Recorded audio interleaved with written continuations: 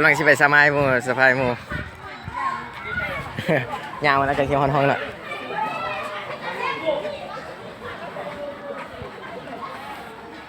น้ำมาสะพายแล้ว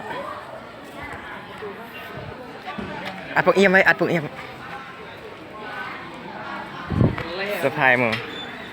แต่ละคนน่ะ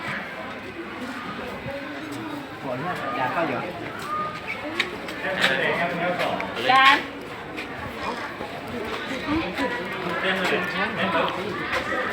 เดี๋ยวกูเข้าไปก่อน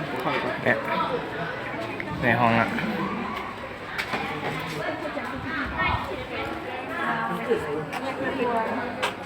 ตอนนี้กำลังจุดขอบแล้วขอบประจานแล้วขอหอบกองกับมึงอีกแค่คมหอบ2 ปี 5 เดือนเอาไปเบิดนี่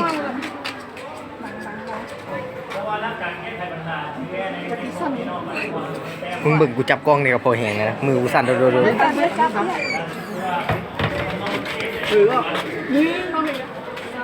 กล้องเข้าไปไม่กล้องไปด้วย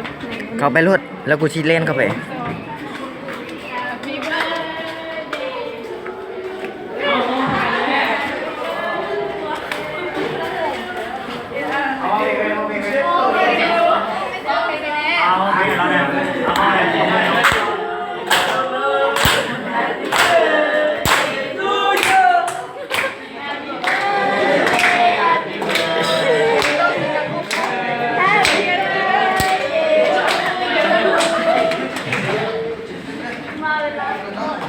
อธิษฐานแล้วว่านะ